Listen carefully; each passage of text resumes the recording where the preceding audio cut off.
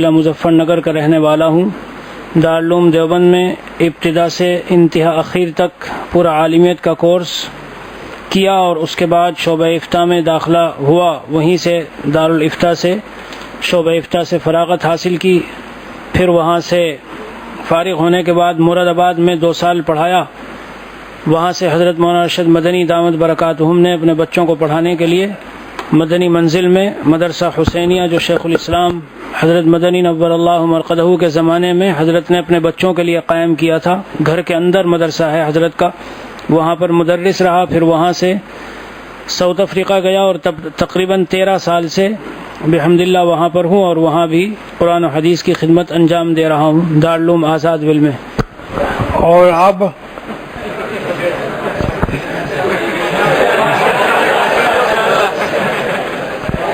بتاؤ۔ اچھا جی۔ اور اب الحمدللہ حضرت والا کی جو یہ اشعار کی تشریح ہے، یہ تشریحات میں لکھ رہا ہوں اللہ کی توفیق سے، اس کے فضل و کرم سے انشاءاللہ بہت جلد شائع ہونے والی ہے، 2-3 جلدیں جو بھی ہے، اور جب تک شائع نہیں ہوگی تو میں یہاں سے نہیں جاؤں گا۔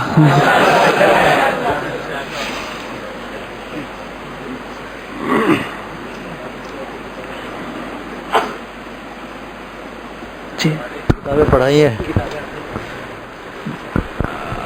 حضرت فرما رہے ہیں کون کون سی کتابیں پڑھائی، تو اللہ کے فضل سے صحاح ستہ میں اکثر کتابیں، یعنی بخاری، مسلم، ترمذی، ابو داؤد، نسائی، سب کتابیں پڑھانے کا موقع ملا ہے، مشکات شریف اور دوسری کتابیں بھی۔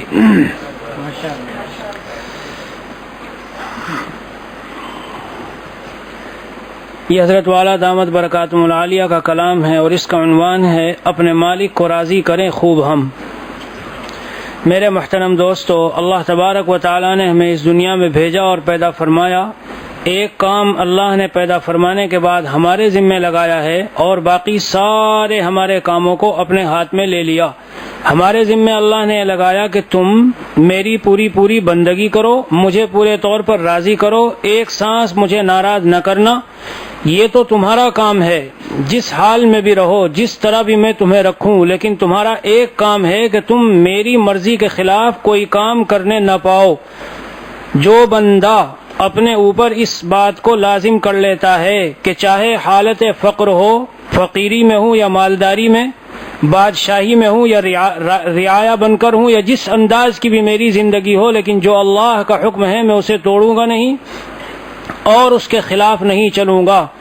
تو میں آپ کو عرض کر سکتا ہوں کہ قرآن کریم کی شروع کی آیت سے لے کر اور سورہ ناس کے اخیر تک آپ کو یہ مضمون ملے گا اور یہ مفہوم نکلے گا کہ جو بندہ اس طرح سے اپنے اوپر لازم کر لے کہ میری جو ڈیوٹی اور ذمہ داری اللہ کی نے لگائی ہے میں اس کو پوری کروں گا، پھر اللہ تعالی کی شان ربوبیت اس کے حق میں اس طرح کار فرما ہوتی ہے کہ اس کو مضرتوں اور نقصانوں سے بچاتے ہوئے اور اس کی مصالح اور منافع کا خیال رکھتے ہوئے اللہ اسے اس کی منزل تک پہنچا دیتے ہیں۔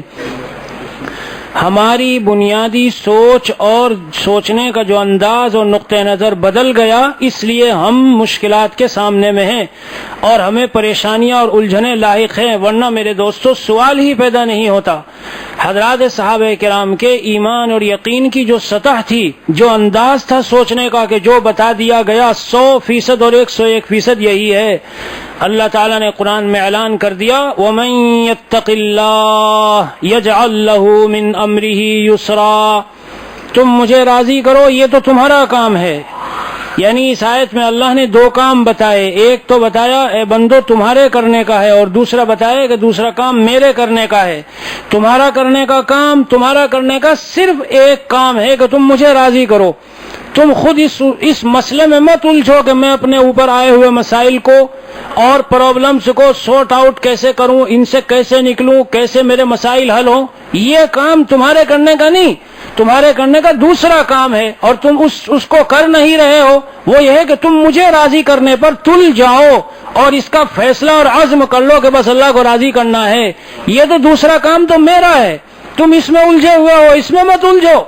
پوری تاریخ گواہ ہے میرے دوستو، جن اکابر اولیاء اللہ نے اس فیصلے پر زندگی گزاری، پھر اللہ کی شان ربوبیت ان کے حق میں ایسی کار فرما ہوئی کہ لوگ اور ان کے ساتھی اور ان کے دوست اور ان کے ملنے جلنے والے دیکھتے رہ گئے.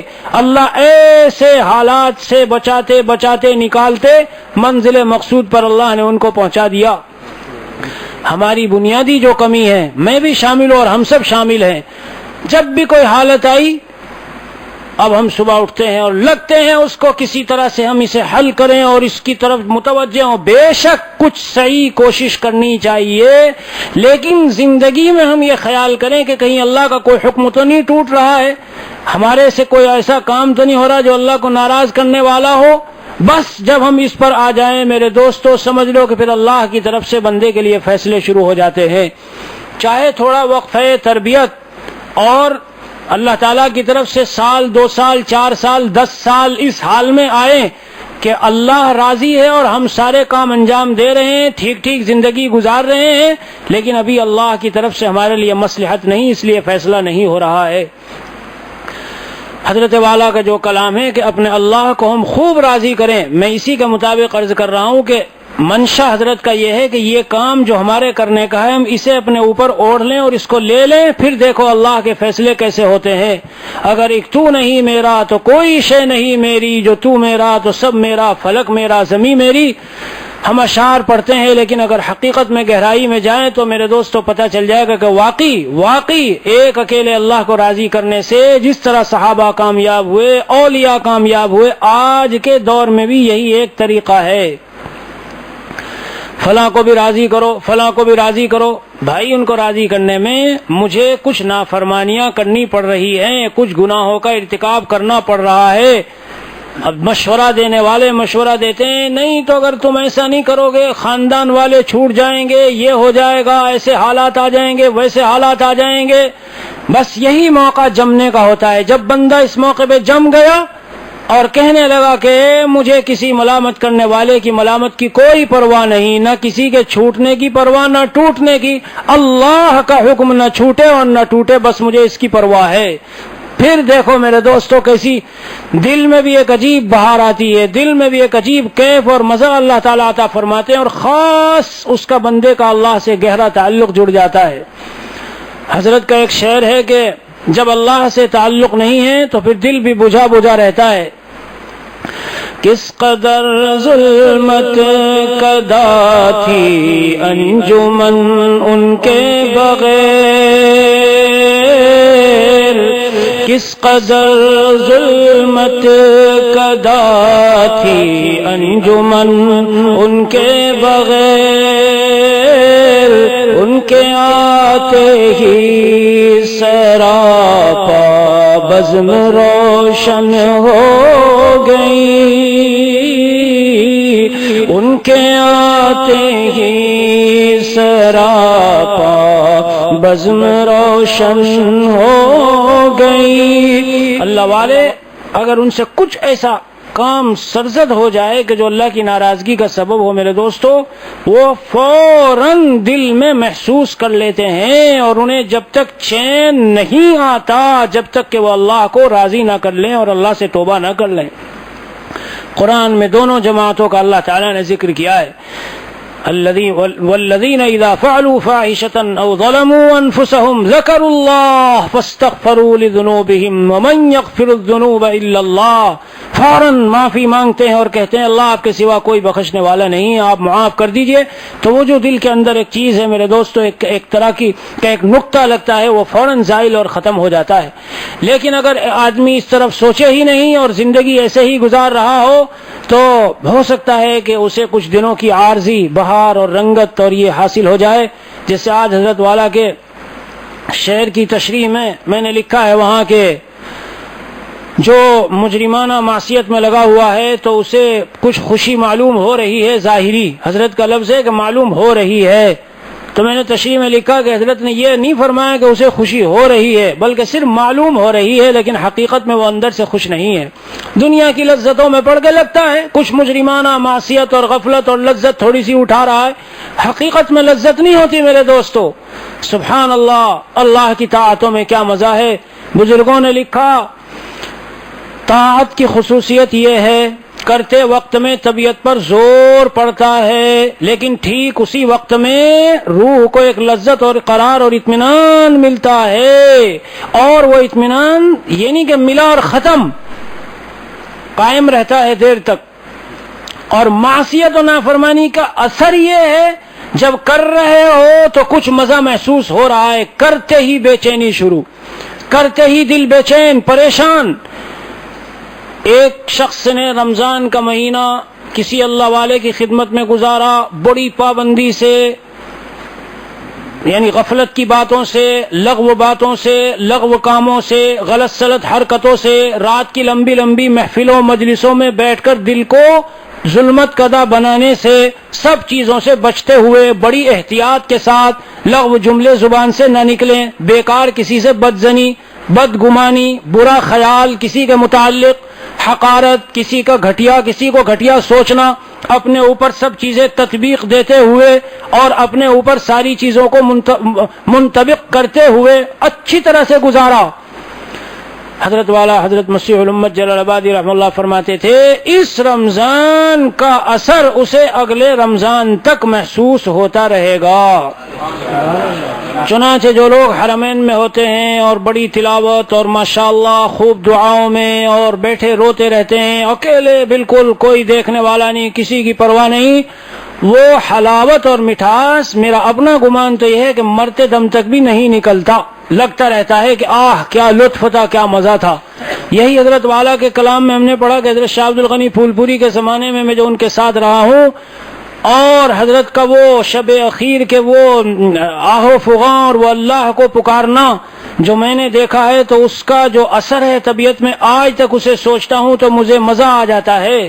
تو طاعت کی میرے دوستو یہ خصوصیت ہوتی ہے کہ اللہ تبارک و تعالی جو ہے اس کی لذت اور اس سے ملنے والی روح کی جو قلب کو جو حلاوت ہے اسے قائم رکھتے ہیں۔ معصیت میں وقتی طور پر کچھ تھوڑا سا ہو سکتا ہے، اس لیے دنیا کی بہاریں، حضرت کا کلام اس پر بہت زیادہ ہے پوری فیضان محبت میں کہ دنیا کی یہ بہاریں عارضی ہے، دنیا کی یہ رنگت عارضی ہے، ان میں مت پھنس جاؤ، مت الجھ جاؤ، ورنہ جیسے وہ بلبل جو خوب چہچہاتی پھر رہی ہے درختوں پر اور موسم بہار آیا ہے اور سمجھ رہی ہے آہ میرے مزے آ گئے، خوب بہترین آشیانہ اپنا بنایا اور گھر بنایا، لیکن جب موسم خزاں آیا تو بیچاری روتی پھرتی ہے۔ حضرت کا وہ شعر ہے کہ در سے عبرت ہے چشم عنا دل، در سے عبرت ہے چشم عنا دل، کس طرح نم ہے غم سے خزاں میں، در سے عبرت ہے چشم عنا دل، کس طرح نم ہے غم سے خزاں میں۔ جناب رسول اللہ صلی اللہ علیہ وسلم نے دنیا کو دو لفظوں کے ساتھ تشبیہ دی ہے، الدنیا حلوۃ خضرۃ۔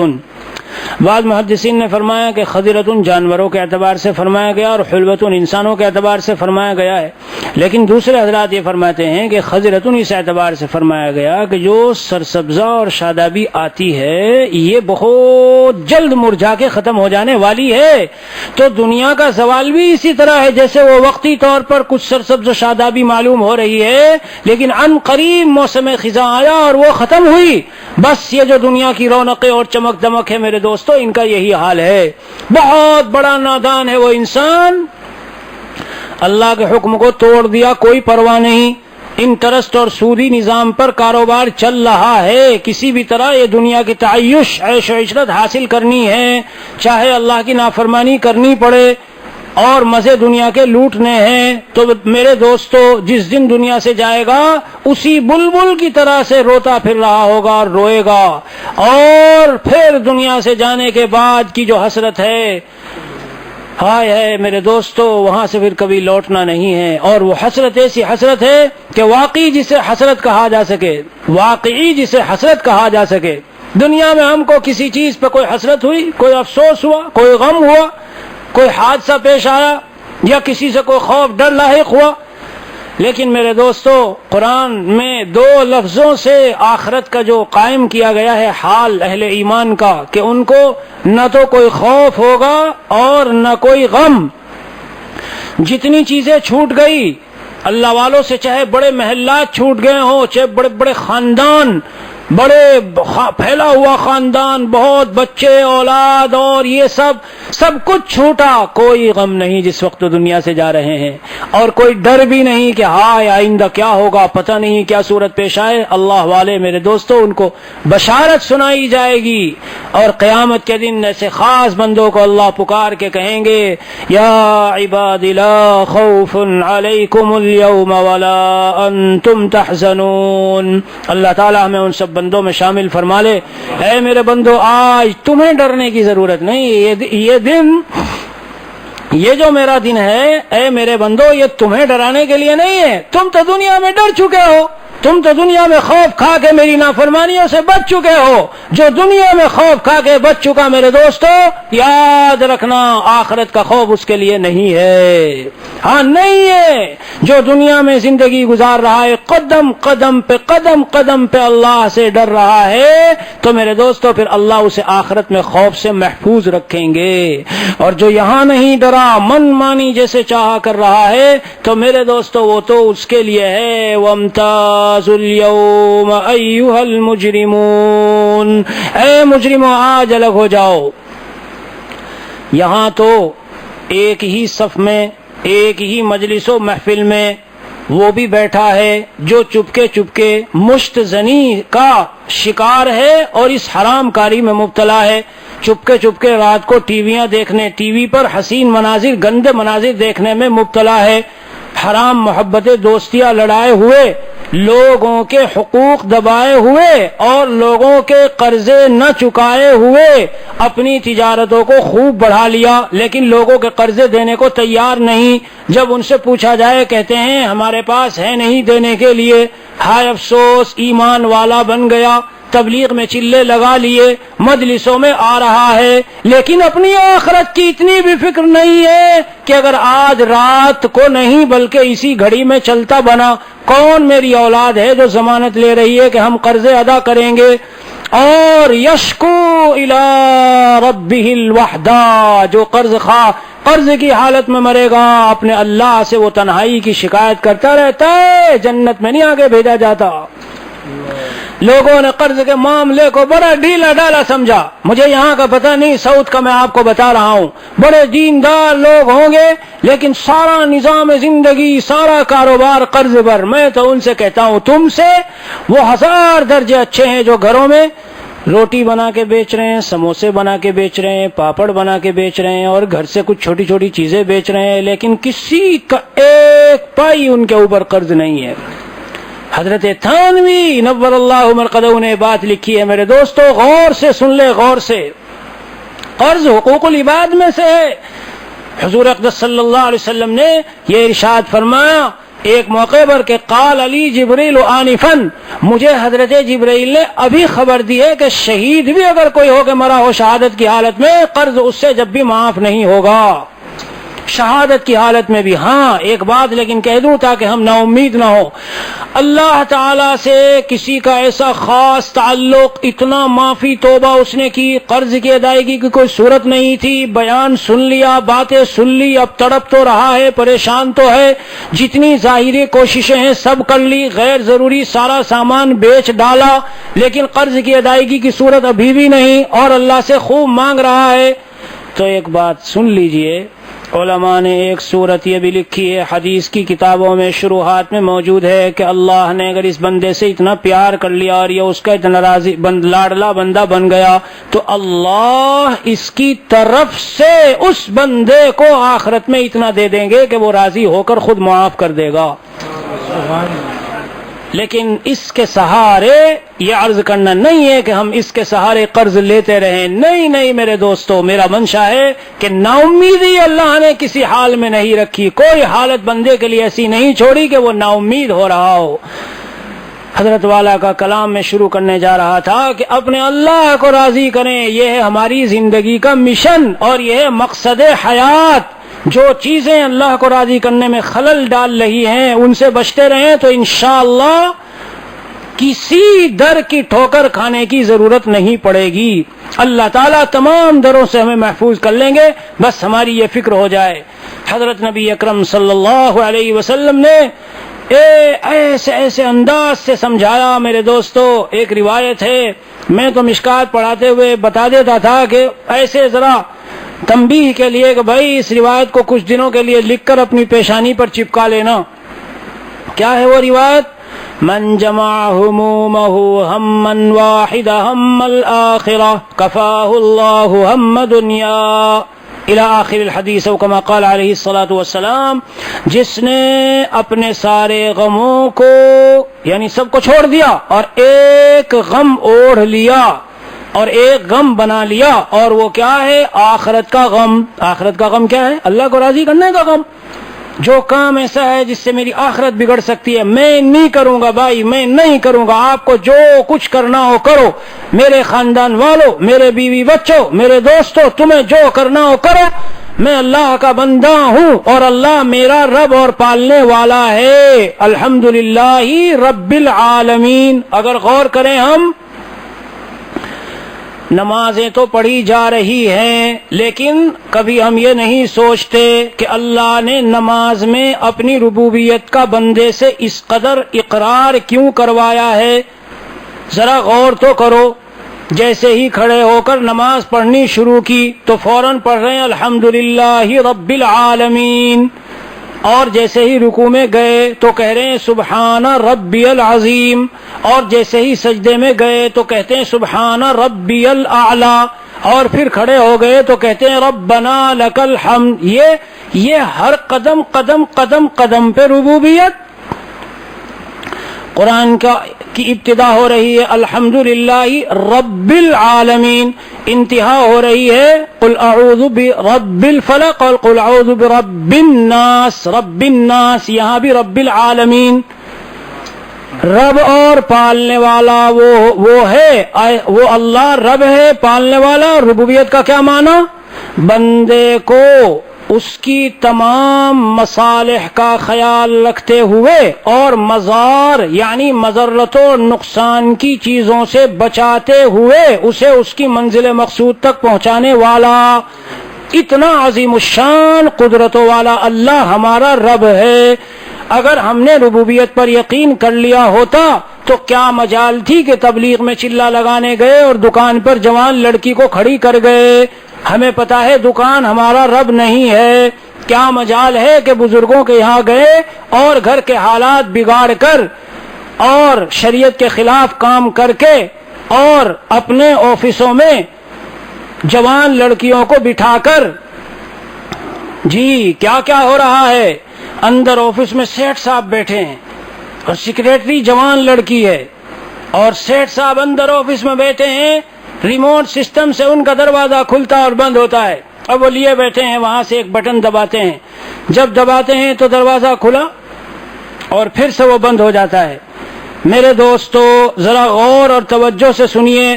جب وہ جوان لڑکی، وہ عورت نہ ہو، جوان لڑکی چھوڑو اس کو، غیر محرم عورت، وہ فائل حساب کتاب کی لے کے اندر آفس میں داخل ہوئی اور انہوں نے وہ بٹن دبا کے کھولا اور پھر وہ دروازہ بند، جس میں کوئی باہر سے اندر اور اندر سے باہر نہیں آ جا سکتا ہے اور نہ وہاں کوئی غیر اس کے علاوہ موجود. یہ خلوت بالاجنبیہ ہے جو حرام ہے. حرام. میرے اور آپ کے محبوب نبی صلی اللہ علیہ وسلم نے فرمایا ہرگز ایسا ہو نہیں سکتا کہ کسی جگہ پر ایک مرد اور عورت تنہائی میں ہو اور تیسرا ان میں شیطان نہ ہو. یا تو حضور کا فرمان الیاذ باللہ جھوٹا، یا تو ہم یہ کیسے سوچ لیتے ہیں کہ نہیں میرے پاس تو غیر محرم لڑکی 10 سال سے آ کے بیٹھ رہی ہے اور مجھے تو کچھ نہیں ہو رہا ہے. یہ دلوں پر زنگ لگ جانے کی بات ہے اور دلوں پر زہر چڑھ جانے کی بات ہے، ورنہ یہ کبھی ہو نہیں سکتا. اللہ کے نبی نے فرما دیا. اور میں ابھی لکھ رہا تھا، بڑی پیاری بات حضرت والا کی برکت سے وہ تشریحات میں آئی ہوئی ہے. میں یہ کہتا ہوں اگر گناہ کرنے سے مجھے اور آپ کو کچھ بھی نہ ہو، لیکن کیا یہ کم ہے کہ میں نے اور آپ نے اپنے اتنے عظیم محسن کریم رحیم خالق و مالک اللہ کے حکم کو توڑ دیا؟ یہ کوئی چھوٹی بات ہے کہ نہیں مجھے کچھ نہیں ہوا، یہ کوئی معمولی بات ہو گئی کہ اللہ کے حکم کو توڑا؟ حضرت تھانوی نے لکھا ہے، کسی نے یہ خط لکھا کہ مجھے فلاں پوچھتا ہے کہ نماز پڑھنے جاتے ہو، کیا نماز پڑھتے ہو خام خواہ کے لیے، کیا ملا تمہیں نماز پڑھ کے؟ حضرت تھانوی نے جواب لکھا، یہ کہہ دو نماز پڑھ کر مجھے نماز ملی۔ کیا نماز میں نے پڑھ لی یہ کوئی میرے لیے کم بات ہے؟ اور کیا چاہتے ہو کہ نماز پڑھ کے کیا ملا؟ میرے بھائیوں اور دوستو، اللہ تعالیٰ کا اپنے در پر بلا کر ہم جیسے ناپاک اور گندوں کو اپنے سامنے جھکنے کی توفیق دے دینا، واللہ العظیم یہ خود اللہ تعالیٰ کا بہت بڑا کرم ہے، اللہ تعالیٰ کا بہت بڑا احسان ہے کہ وہ ہمیں اپنے سامنے جھکنے کی توفیق عطا فرما دے، اور ہماری یہ پیشانی اور ہماری یہ زبان، سچ کہتا ہوں جس وقت تلاوت کرتا ہوں تو احساس ہوتا ہے کیوں یہ زبان لغو جملوں سے بند نہ ہو گئی، ورنہ کہیں لغو جملوں کی نحوست اور غلط باتوں کی نحوست ایسی نہ ہو جائے کہ ایک دن یہ زبان قرآن پڑھنا چھوڑ دے۔ اور میری بات کو مبالغہ مت سمجھنا، جو لڑکے جوان سینما ہالوں میں اور میوزک اور گانوں میں پڑے ہوئے ہیں، جا کے دیکھ لو کہ بچپن میں قرآن حفظ کیا تھا لیکن آج ان کی زبان کو اللہ تعالیٰ نے قرآن پڑھنے سے محروم کر دیا۔ وہ یہ سمجھے بیٹھے ہیں کوئی بات نہیں ہم قرآن بھول گئے۔ ارے نادان، ہر حالت جو دنیا میں پیش آتی ہے وہ اللہ کے فیصلے سے ہوتی ہے۔ تو نے یہ تو نظر ڈالا، تو نے اس پہ نظر ڈالی، میں قرآن بھول گیا، یہ نہیں سوچا کہ اللہ کا کتنا عظیم عذاب تیرے اوپر آیا۔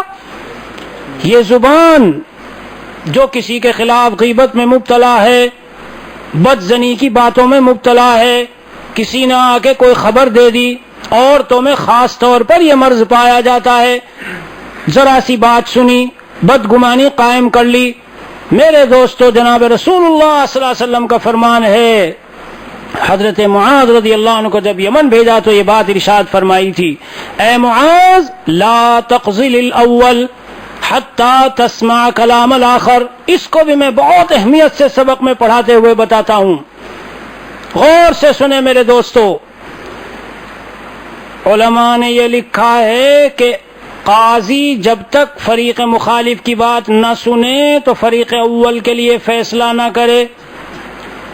اور اب سنیے، ہم حضرت ہردوئی رحمہ اللہ کے یہاں تھے رمضان کے مہینے میں، اسی روایت پر حضرت علماء جو کچھ خاص ہوتے ان کو ایک طرف بٹھا دیتے تھے دارالافتاء میں، اور پھر ان سے بعض مسائل کی تحقیق کرواتے تھے۔ تو حضرت یہ تحقیق کرا رہے تھے تو اس میں یہ تھا کہ قضا یعنی فیصلہ زبان و قلم سے تو نہ کرے، ذہنن بھی کوئی فیصلہ نہ کرے، اسے کہتے ہیں ذہن سازی۔ ایک آدمی کہتا ہے نہیں وہ فیصلہ تو ہمارا جب ہوگا لیکن میں قاضی صاحب سے پہلے سے ذرا ملنا چاہتا ہوں، میں اس موضوع پہ کوئی بات نہیں کروں گا۔ پوچھئے علماء سے فتویٰ، اس قاضی کے لیے ملنا جائز نہیں ہے جب تک کہ اس کا فیصلہ نہ ہو جائے، کہ وہ چپ کے ہو سکتا ہے وہ اس کا ذہن بنا دے اور پھر فیصلے کے وقت یہ چیز اس پر اثر انداز ہو جائے۔ اس لیے میرے دوستو، میں تو آپ کو صاف بتاؤں، ایک آدمی کی بات سن کر اگر کوئی مسئلہ اتنا صاف آ جائے نا جیسے سورج کی روشنی وہ دکھائی دے رہی ہے، دن نکلا ہے، اجالا ہے، یہ سورج روشن ہے، ایسے بھی اگر ایک آدمی کی بات سن کر تمہارے سامنے مسئلہ آئے تب بھی دوسرے کو بلا کے ذرا پوچھ لو، تحقیق کر لو۔ حضرت تھانوی قدس سرہ کی اہلیہ محترم مرحومہ کیا جو منشی دفتر میں تھے ان کی کچھ شکایت کی، حضرت نے سنی تو نہیں اور فرمایا ذرا یہیں دروازے کے پاس کھڑی رہو، میں ابھی ان کو بلا لیتا ہوں۔ اور فوراً بلا کے لائے اور پوچھا جی کیا کہہ رہی تھی؟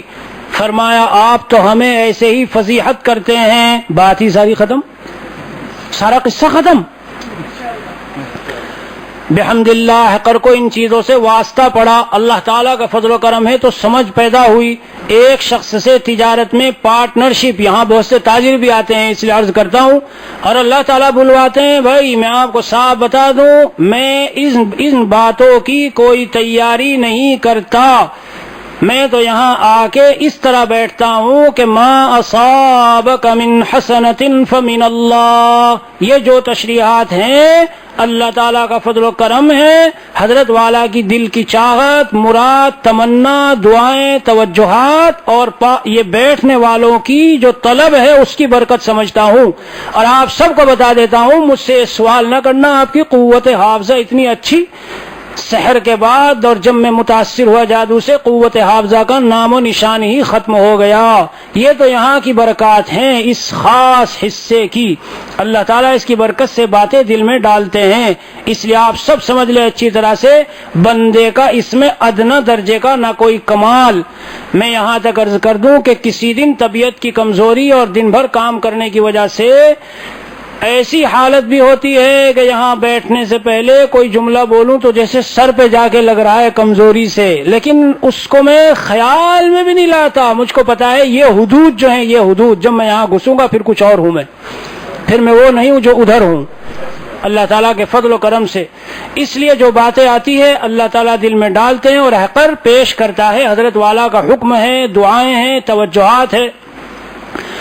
تجارت میں پارٹنرشپ ہم نے کر لی، شروع کا زمانہ تجربہ تھا نہیں، جب ہم وہاں پر گئے تو ایک کاروبار شروع کیا۔ یہ جو لباس ہوتے ہیں عورتوں کے، یہ وہاں شروع میں ہم لوگوں نے بیچے۔ اب آپ جانتے ہیں کہ عورتوں کے فیشن کتنی جلدی بدلتے ہیں، چند دن تک تو اس میں نفع ہوا لیکن پھر نقصان ہوا۔ قصہ مختصر یہ عرض کرنا چاہتا ہوں، سال کا نتیجہ نکالا تو 14,000 تینوں حضرات کا نقصان۔ جب بندے نے جا کر یہ نقصان بتایا تو ان کو یقین نہ آئے، الغرض کہنے لگے ہمیں کچھ سوالات کر لیے، میں نے جوابات دے دیے، سمجھ میں آ گئے۔ اب کہتے ہیں کہ آپ کے پاس سے اٹھ کے جاتے ہیں تو پھر سوالات وہ جوں کہ تو رہتے ہیں، تو آپ ہم پہ کوئی جادو سے کر دیتے ہیں کہ ہمیں پتہ ہی نہیں چل پاتا کیا سوال تھے۔ اب ان کے شبہات دیکھیے، کہتے ہیں کہ ایک شخص کے سامنے آپ نے یہ کہا ہے کہ الحمدللہ ہمیں تجارت میں نفع ہوا ہے، اور وہ گواہ موجود ہے۔ ایک شخص کے سامنے آپ نے یہ کہا کہ الحمدللہ ہمیں نفع ہوا، اور گواہ موجود ہے۔ میرے بھائیوں، یہی بات کوئی ایک فریق سے جا کے کہے تو کتنی پکی بات ہے۔ اچھا ہاں یہ تو گواہ ہے اور کہہ رہا ہے کہ ہاں انہوں نے کہا ہے کہ نفع ہوا ہے۔ چلیے نمبر 2، میں نے ان سے پوچھا دوسرا شبہ، فلاں جگہ پر اتنے لاکھ روپیے آپ نے بھیجے ہیں، بتاؤ کہ کیسے، کس کے، جب آپ نے کمائے نہیں تو کہاں سے بھیج دیے؟ شبہ ثانی، دوسرا شبہ۔ تیسرا، فلاں مال جو بھیجا گیا ہم سے رائے اور مشورہ نہیں لی گئی لہذا ہم نقصان میں شریک نہیں۔ 3 شبہ۔ بہت اچھے ہیں۔ اب اگر فریق واحد میں موجود نہ ہوں اور کسی کو وہ بتائیں کہ یہ گواہ بیٹھے ہیں، پوچھیں آپ ان سے نفع کتنا ہوا، یہ آدمی بیٹھے ہیں، پوچھیں آپ ان سے انہوں نے اتنا پیسہ کہاں سے بھیج دیا، ابھی تو یہ افریقہ گئے ہیں اور اتنا پیسہ ان کے پاس جمع ہو گیا، یہ تو بالکل واضح ثبوت ہے، اور یہ بیٹھے ہیں پوچھو ان کے پاس اتنا پیسہ بھیجا ہے۔ کتنا میں آپ کو ایک مسئلہ سمجھا رہا ہوں میرے دوستو، کبھی زندگی بھر کبھی بھی صرف بیوی کی بات سن کے ماں کے خلاف فیصلہ کرنا بڑا ظلم ہوگا، اور صرف ماں کی بات سن کے بیوی کے خلاف فیصلہ بہت بڑا ظلم ہے، اور صرف بہنوں کی بات سن کر بیوی سے بدظن ہونا بیوی پر بہت بڑا ظلم ہے۔ اس لیے میرا اپنا ذاتی نظام، اللہ کی توفیق سے میں نے گھر میں پہلے دن کہا، بیوی تیرا مجھ سے تعلق ہے، اگر کوئی حق ضائع ہو مجھے بتا، بہنوں کے سلسلے میں یا والدین کے سلسلے میں تجھے کچھ نہیں بولنا، چپ خاموش۔ بہنوں سے میں نے کہا تم کو بیوی کے سلسلے میں میرے سامنے کچھ نہیں بولنا، اگر کبھی شکایت ہے بہت اچھا میں لاؤں گا ان کو اور ان کو، یہ بات آپ جیسے ہی کہہ دو سارا قصہ ختم۔ بیوی کچھ بول رہی ہے ذرا کہہ دو، ذرا ٹھہرو، ابھی فون کر رہا ہوں، میں خود گاڑی میں لے کے آ رہا ہوں، ابھی قصہ ختم۔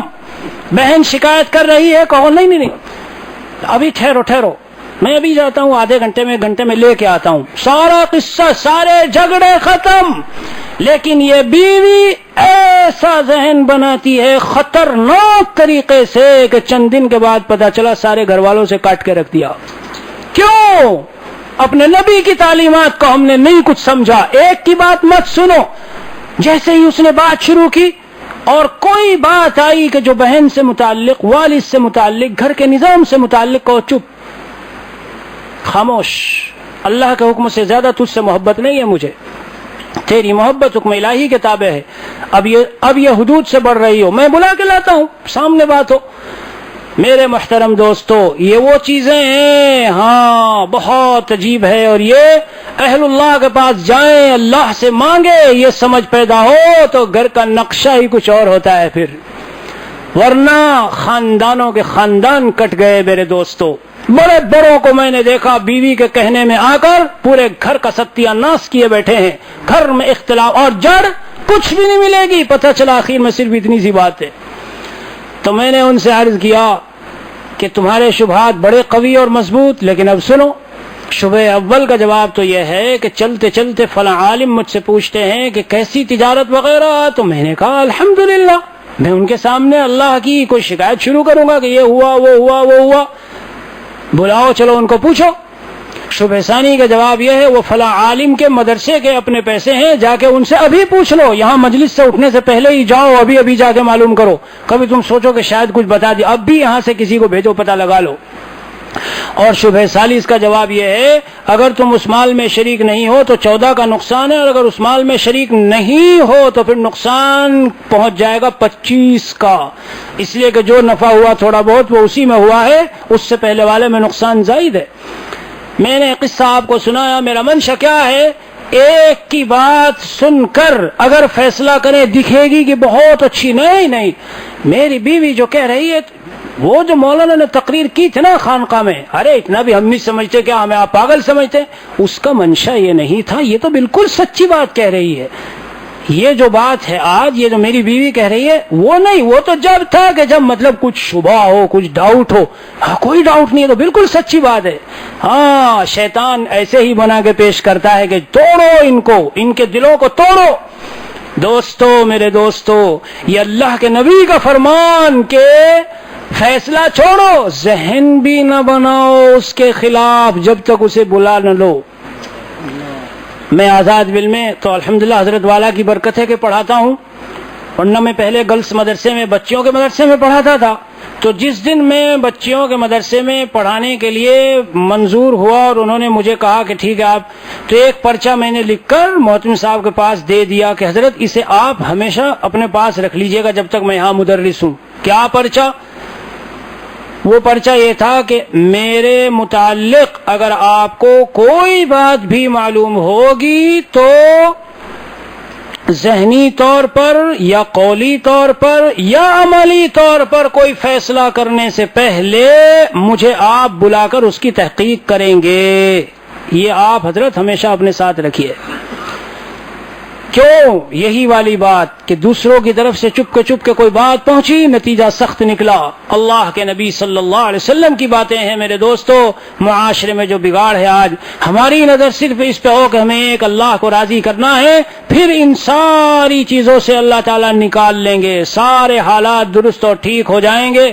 حضرت کا یہ کلام پڑھتا ہوں، اس کا عنوان یہی ہے اور یہی مقصد حیات ہے، اپنے مالک کو راضی کریں خوب ہم.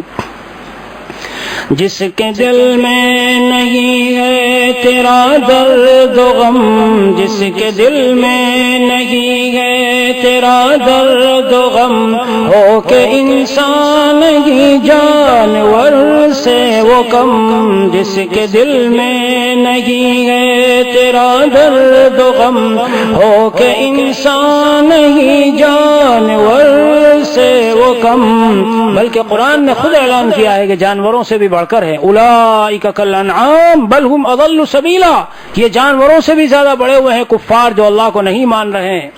اور دوستو سن لو تم کچھ میری داستاں، دوستو سن لو تم کچھ میری داستاں، ایک دن پھر نہیں ہوں گے دنیا میں ہم، دوستو سن لو تم کچھ میری داستاں، ایک دن پھر نہیں ہوں گے دنیا میں ہم، خاک تن میں نہیں گئے اگر درد دل، خاک تن میں نہیں گئے اگر درد دل، کوئی قیمت نہیں خاک ہے صرف ہم، خاک تن میں نہیں گئے اگر درد دل، کوئی قیمت نہیں خاک ہے صرف ہم، اور دو جہاں میں کوئی میری قیمت نہیں، دو جہاں میں کوئی میری قیمت نہیں، ہاں اگر آپ کا کی ہو نگاہ کرم، جو اپنی قیمت خود لگائے میرے دوستو پھر اللہ کے ہاں اس کی کوئی قیمت نہیں ہے، جو اپنی قیمت خود لگائے اللہ کے ہاں کوئی قیمت نہیں ہے۔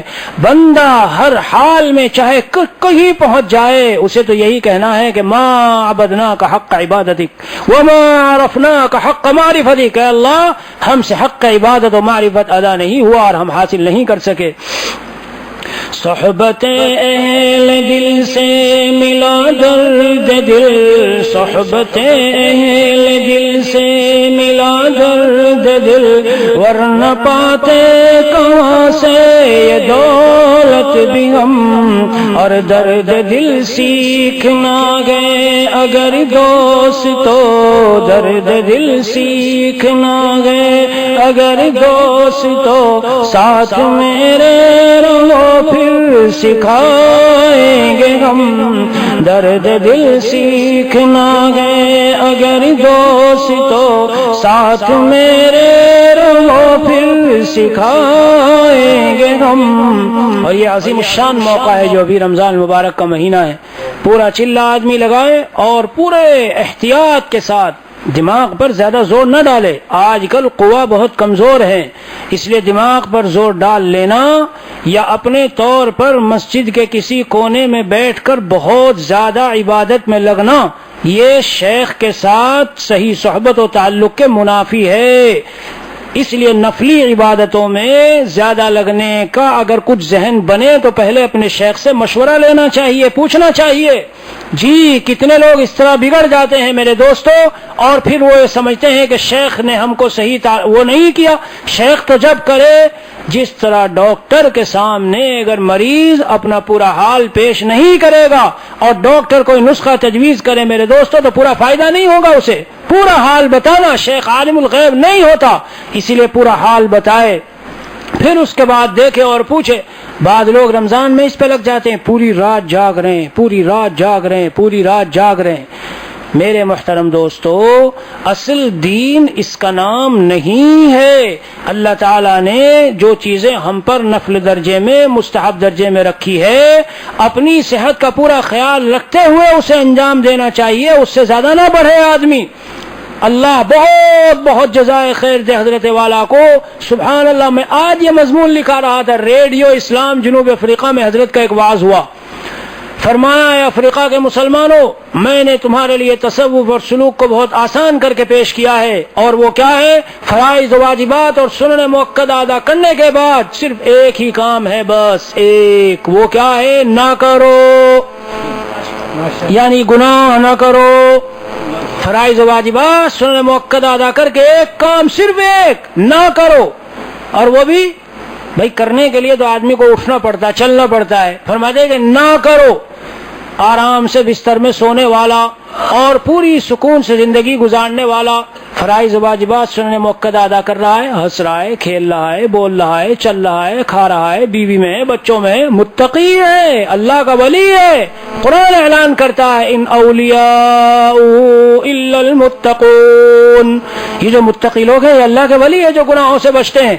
اس لیے میرے دوستو زیادہ نوافل میں لگنا اور ذکر و اذکار میں لگنا یہ خود نہیں چاہیے. جس کا کسی شیخ سے تعلق ہو تو وہاں پہلے مشورہ بتائے اور جو شیخ حکم دے اس کے مطابق عمل کرے. تو یہ بہت عظیم الشان موقع ہے. اگر 40 دن لگائیں تو انشاءاللہ آپ دیکھیں گے کہ کیسے دل کے اندر ایک تغیر 40 دن کے بعد محسوس ہوگا. یہ مدینہ شریف سے ہمارے سامنے بیٹھے ہیں, چلہ لگانے کے لیے آئے ہیں. جی ان سے بعضوں نے پوچھا کہ کیوں تم مدینہ چھوڑ کے آئے ہو؟ تو کل حضرت کے ہاں سنا رہے تھے اندر کمرے میں نے بتایا کہ بھائی میں مدینہ کا ادب سیکھنے مدینہ چھوڑ کے یہاں آیا ہوں. مدینہ کا ادب سیکھنے مدینہ چھوڑ کے یہاں پر آیا ہوں. یعنی کیا مطلب نکلا کہ مدینے میں رہنا ایک شے ہے اور مدینے میں آداب کے ساتھ رہنا ایک شے ہے. دونوں میں بہت بڑا فرق ہے, زمین و آسمان کا فرق ہے. درد دل سیکھنا ہے اگر دوست تو ساتھ میرے رہو پھر سکھائیں گے ہم. اور سارے ارض و سما اور شمس و قمر, سارے ارض و سما اور شمس و قمر دیکھ کر پا گئے اپنے خالق کو ہم. اور دل کے ملنے کی ہے بات کچھ اور ہی, دل کے ملنے کی ہے بات کچھ اور ہی. ساتھ رہتے ہیں گو ایک مدت سے ہم, اور سختیاں شیخ کی گئے فنا کے لیے, سختیاں شیخ کی گئے فنا کے لیے. مت سمجھ اس کو ہرگز ستم. شیخ سے سختیاں کرتے ہیں وہ ہماری طرح سختیوں ان کا منشا ہماری طرح نہیں ہوتا کہ کسی نے مجھے کچھ کہا غصہ آیا میں نے جوش میں کچھ کہا. نہیں میرے دوستو, حکیم الامت تھانوی رحمہ اللہ نے ایک جگہ لکھا ہے, مجھے ذہن میں نہیں کسی خلیفہ کے متعلق ہے, ان کے اندر مجھے کچھ محسوس ہوا تو اب میں کوئی عنوان ڈھونڈتا تھا کہ ان کو ڈانٹوں اور ان کا تکبر دل سے نکالوں. تو اہل اللہ اس طرح سے ہماری اصلاح کے لیے ایسا کرتے ہیں. یہی والی بات میں بہت شرح صدر سے آپ کو بتا رہا ہوں. اہل اللہ جو خدمت لیتے ہیں دو پہلو ہوتے ہیں. ایک تو خدمت کا منشا یہ ہے کہ لوگ آئیں اور ہمیں مطلب آرام ملے اور خوب اطمینان سے ہم سوئیں اور راحت ملے. ایک یہ ہے کہ ان کے دل رکھنے کے لیے اور ان کی دل جوئی کے لیے اور ان کے نفع کے لیے انتفاع کے لیے تاکہ یہ ذرا قریب ہو جائیں اور ان کا دل ان کے دل سے قریب ہو اور محبت اور لگاؤ بڑھے اور پھر ان کے لیے زیادہ دعائیں ہوں. اور یہ نفس الامری بات ہے, ایسا ہوتا ہے. علم میں کوئی بہت پیچھے ہو لیکن کسی اللہ والے کی خدمت میں قریب لگ گیا ہو, سچ کہہ رہا ہوں زندگی نکھر جاتی ہے, زندگی نکھر جاتی ہے اور زندگی بدل جاتی ہے. کیوں؟ پھر وہ اس کی راتوں کی دعاؤں میں نام کے ساتھ وہ آدمی شامل ہوتا ہے, نام کے ساتھ اس کے لیے وہ دعائیں نکلتی ہے. ایک ہے دعائیں کرانا اور ایک ہے دعائیں نکلنا, خود دل سے دعائیں نکلتی ہے. وہ طائف صاحب کا ایک شعر ہے, پورا ذہن میں نہیں, کہ مرشد کی جو دعائیں ہیں ایک تو دعاؤں کے لیے کہنا اور ایک ہے خود جو دعائیں مرشد دے رہے ہو ان کی بات دونوں کی بہت الگ ہوتی ہے. دل کے ملنے سختیاں شیخ کی ہیں فنا کے لیے, مت سمجھ اس کو ہرگز ستم. اور حضرت کے وقت آخری شعر ہے کہ اختر بے نوا کی صدائیں سنو, اختر بے نوا کی صدائیں سنو, اپنے مالک کو راضی کریں خوب ہم. اختر بے نوا کی صدائیں سنو, اپنے مالک کو راضی کریں خوب ہم. اور جملے میں دعویٰ بھی دلیل بھی ہے. دلیل کیسے ہے؟ جب اللہ ہمارے مالک ٹھہرے, مالک, تو دنیا میں اگر آپ کسی کے نوکر ہوں جی اور وہاں کام کرتے ہوں اور پوری فیکٹری کا وہ مالک ہو, سارے ملازمین سب اس کے تحت میں ہوں, تو آپ کی یہ کوشش ہوتی ہے کہ کسی طرح یہ راضی ہو جائے تاکہ ہمیں ترقی ملے اور ہماری انکم وغیرہ کچھ زیادہ ہو اور اچھی طرح سے ہمیں رہنا نصیب ہو جائے. تو جب اللہ تعالی ہمارے مالک ہیں, اور کیسے کہ لہ الخلق والامر, اسی کے لیے خلق ہے اور اسی کے لیے امر ہے, یعنی پیدا بھی کیا اس نے اور پیدا کرنے کے بعد جو ہم چل رہے ہیں، بڑھ رہے ہیں، کھا رہے ہیں، پی رہے ہیں، جی رہے ہیں، سانس لے رہے ہیں، امر خداوندی کار فرما ہے جی، اسی سے لے رہے ہیں۔ تو ایسا مالک تو اس کو بدرجہ اولا راضی کرنا چاہیے۔ اگر اس کو راضی نہ کیا تو جب اللہ مالک ہے تو ہمارا کام نہیں بنے گا، حالات بگڑتے چلے جائیں گے۔ آج جو دنیا بھر میں مسائل ہیں، شکوے شکایتیں ہیں میرے دوستو، واحد اس کا ریزن، واحد اس کا سبب یہی ہے کہ اللہ کو ناراض کر لیا۔ آپ سوچتے ہیں مسائل پرابلم سورٹ آؤٹ ہو، مسائل حل ہوں، وہ ہوتے نہیں ہیں۔